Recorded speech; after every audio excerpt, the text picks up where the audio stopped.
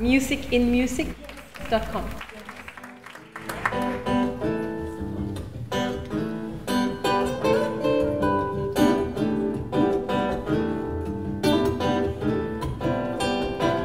It doesn't really matter where you're coming from. It's no concern of mine where you are bound. I was very inspired by Pat Metheny and his music, also as a teenager, and I wrote a song on my guitar that sounded, or I wanted it to sound like Pat Metheny. It was very clear to me that I had to try to get in touch with him and ask him if he wanted to play on my song. And I went to New York with my song, and I talked to him after a concert, and a few years later we recorded this song together, which was a thrilling experience and a great start of my career. Shame on you, expecting me to go along with all you do. I have always been singing in English. When I was a little girl, I was singing all kinds of music, of course a lot of Norwegian songs, but and I learned a lot of songs from my father. He played the guitar. We were singing all kinds of music, but I was very inspired by the American singer-songwriter and jazz tradition, so it was natural for me to sing in English. But later on I recorded also a couple of albums in Norwegian.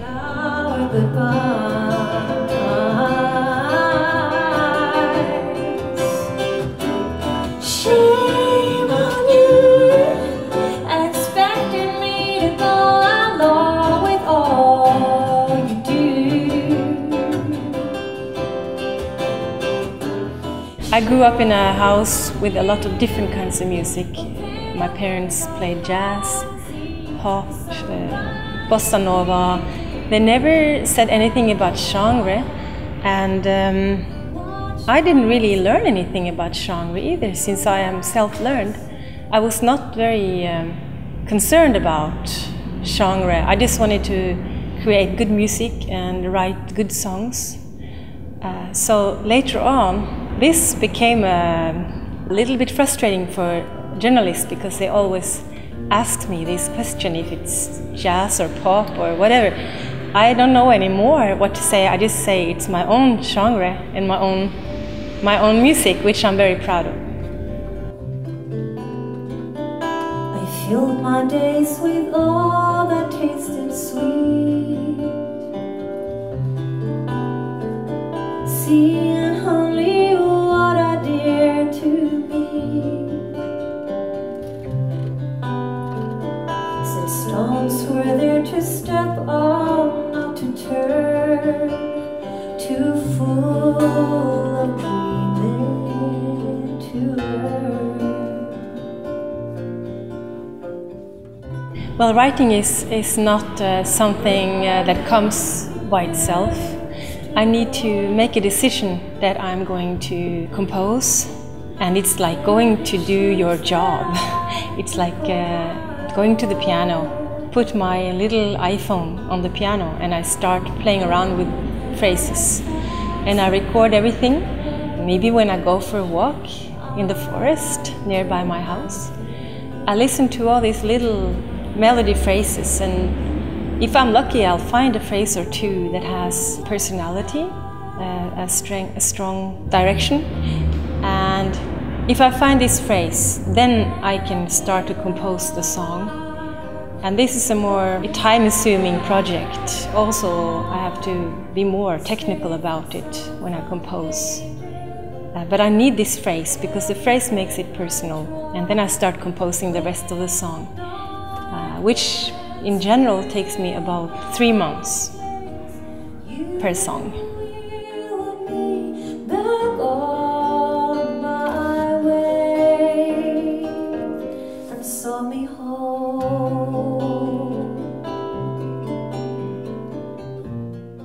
It's always, I mean, I am extremely inspired. I'm so inspired by guitar. I love the sound of it. It makes me feel very, comfortable, and it makes a lot of space for my voice. And also a guitar can be so many things. It can be very subtle and beautiful, and it can be like an orchestra, and it can be very funky. So I think it's got everything as an instrument. And so I have been listening to a lot of guitar players, and I've been really fortunate to play with some of them on my albums, which is a great honor for me.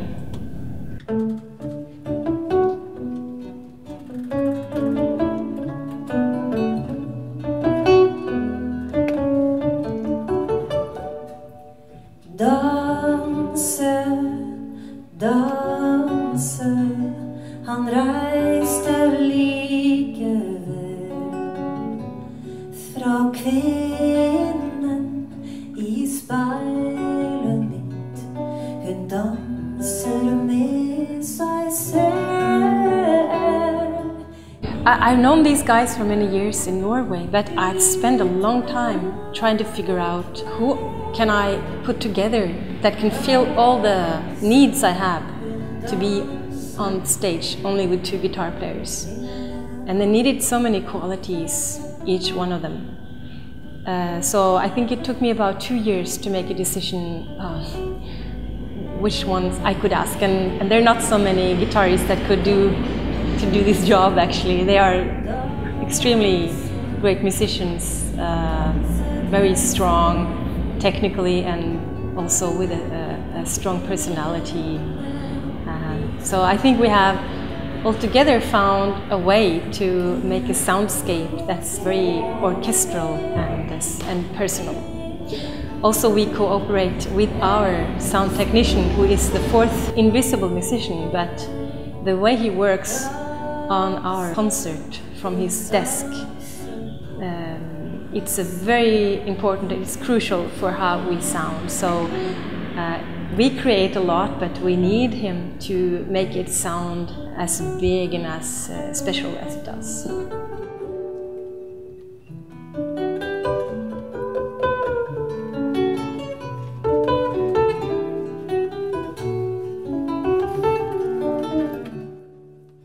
I'm married to a singer, actually, and he's a very technically strong singer.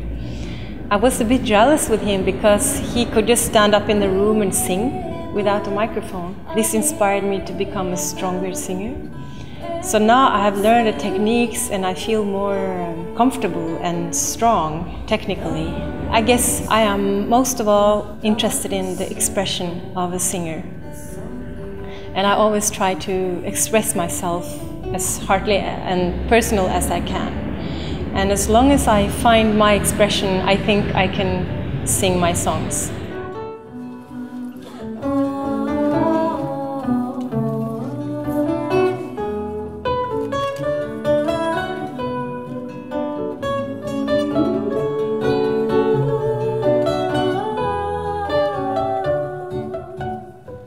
As a singer, I don't really improvise a lot, but I do improvise in a way that I do it in a melodic way and in a more atmospheric way.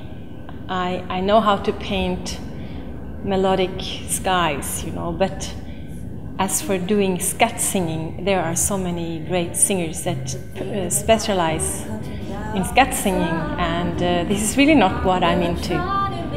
But sometimes I have fun with scat singing, just for very few moments I can play with it. Revenge is sweeter, so we're told, but even sweeter when it's served up cold. He looks at me and says, because I look at him and this and that he was. Everyone but me, I see them painting the town, turning every head and my world upside down. Human I chose because I actually visited New York, and I'm walking into cafes and shops, and I felt everywhere they were playing this song. So it stuck to my head, and I felt so deeply that the song spoke to me in a way, and it's such a beautiful melody, but the version is very, it's a rock version. And I'm not a rock singer, but I really love good melodies and good songs. So I wanted to figure out, I was curious if I could make a version out of it that became original and that was heartfelt. The Moon So Harsh Mistress is one of my favorite songs ever written. And I think you can maybe never have enough versions of this song. And I don't worry if others made a version of it, because when I do it, I put my pride into doing it in a very personal way. She never planned to be a one-night stand. That she was his, he was hers, two lovers walking hand in hand. I always recommend my last album because this is where I'm at. Because this is, I think, the most up-to-date expression I can share. But to get to know some of my famous songs, I think the album At First Light is a nice old album to listen to. And also the album that I'm very, very proud of is the recording with Vince Mendoza, American director, the American conductor and arranger. I recorded an album with him and the Metropole Orchestra, and this is one of my proudest moments in my career. So I guess those 3 albums I would recommend. All his tender words from out in a sigh. When he said it to me, he must have been telling a lie. When he said it to me, he must have been telling a lie. When he said that to me, he must have been telling a